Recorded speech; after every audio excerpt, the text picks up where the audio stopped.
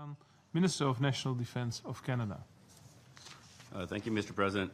I'm pleased to speak on behalf of the group of Friends of Women and Peace and Security, an informal network of 53 interested member states chaired by Canada, representing all 5 regional groups of the United Nations. In the context of this open debate, the group wishes to emphasize the importance of women's participation and gender perspectives in UN peacekeeping. As recognized by Resolution 2378, women play an indispensable role in peacekeeping. Their participation and decision-making at all levels is key to the operational effectiveness of missions. Experience has shown that women bring valuable perspectives, increase situational awareness of missions by accessing a greater diversity of information about threats and conflict, and help build trust with local communities. This supports both the safety and security of peacekeepers as well as the operational effectiveness of missions. We therefore support calls, including specific targets set out in Security Council Resolution 2242 to increase the number of women in uniform and civilian women in peacekeeping. We must redouble efforts and engage in new and creative thinking to resolve persistent gaps and structural barriers to female participation and leadership. We recognize the importance of political will, attitudinal change, and resources for increasing the meaningful participation of women in peacekeeping. We encourage DPKO and DFS to finalize work on a gender strategy for the headquarters and to ensure implementation of targets in field missions.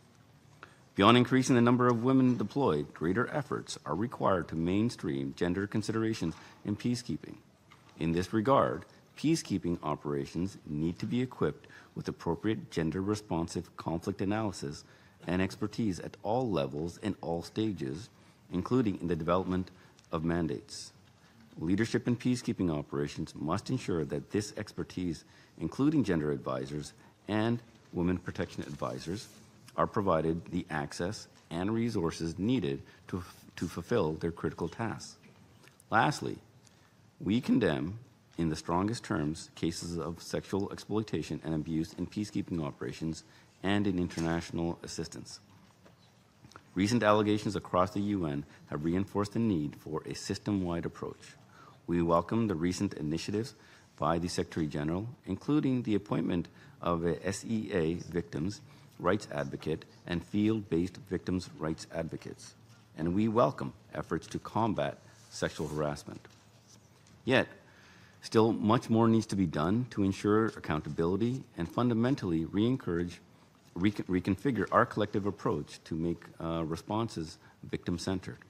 We encourage the Secretary General to ensure that common standards are developed and implemented across all UN entities and shared with implementing partners to better prevent and respond to sexual exploitation and abuse.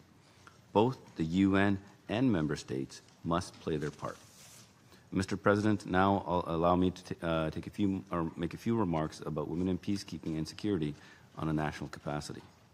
Canada views the participation of women in all aspects of peacekeeping as essential to mission success. Yet, despite this reality, the UN and its member states have repeatedly failed to reach targets set for the deployment of women. The time for change is now, and we must be bold. Recently, Canada launched the LC Initiative for Women, Peace, and Operations. This is an innovative and multilateral pilot initiative to design, implement, and evaluate a combination of measures to overcome barriers to women's deployments to UN peace operations and to support effectiveness once on missions. Last month, Canada hosted representatives from member states, the UN, civil society, and academia for a design workshop for the LC initiative. Canada has also formed a contact group to conduct advocacy in the UN system with regard to the representation of women in UN peace operations to help us to develop and implement this 5-year pilot initiative. And ladies and gentlemen, peacekeeping operations play a life-saving role in protection of the most vulnerable, including children.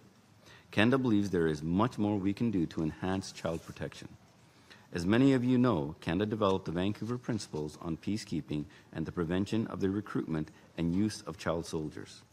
Canada launched this initiative last November in partnership with retired General Romeo Dallaire, It seeks to identify early warning signs, take action to end recruitment, and promote the reporting of abuses and grave violations against children.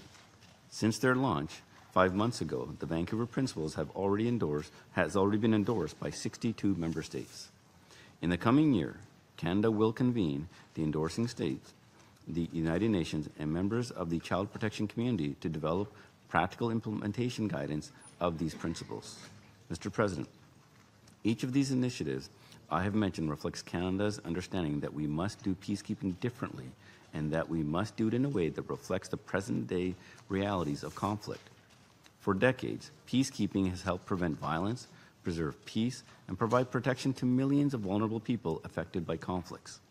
Moreover, as my Prime Minister has said, peacekeeping operations are important for us, not only because they allow us to assist millions of vulnerable people in conflict zones, but also because a peaceful world is a more secure world for Canada.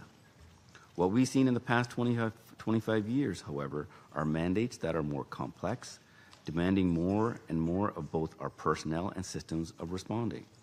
Though the peacekeeping community has been adopting and incorporating lessons learned, and it is imperative that we continuously adopt, innovate, and respond to new challenges.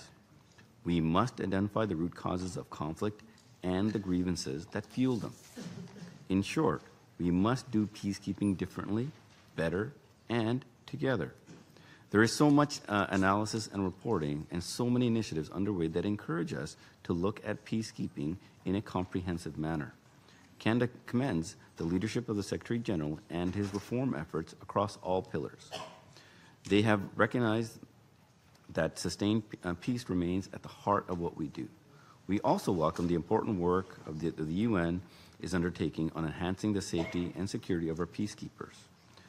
General Cruz and his team have delivered frank assessments and honest advice. The mantle now lies with us.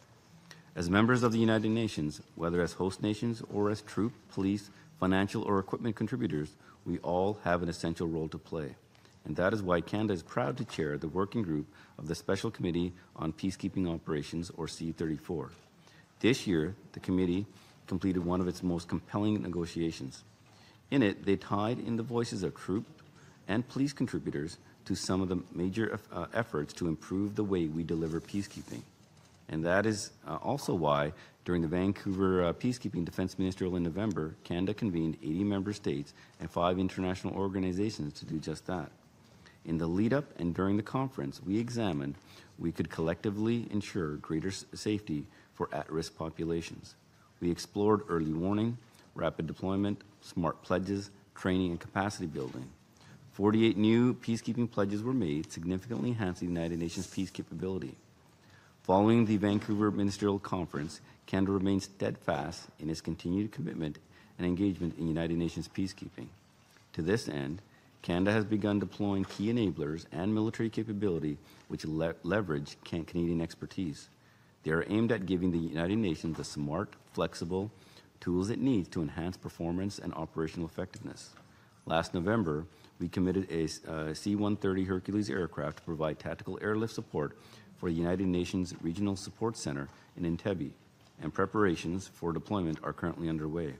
This contribution speaks to our support in helping to enable UN's rapid deployment capacities and effective delivery in the field.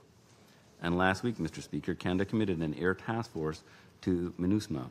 This contribution will include Chinook helicopters to provide urgently needed transport and logistics capacity, as well as Griffin helicopters to provide armed escort and protection. We look forward to joining the 57 MINUSMA partner countries in our collective efforts to bring sustainable peace and stability to Mali and the Sahel. In conclusion, Mr. President, Canada is convinced that when properly mandated, resourced, and supported, peacekeeping remains one of the most flexible and effective tools available to the international community in responding to crises. We welcome this open debate as an opportunity to further develop our collective thinking on how to respond to the key challenges in the years ahead, and all of us share in this responsibility. Thank you. I thank His Excellency Mr. Sajjan for his statement.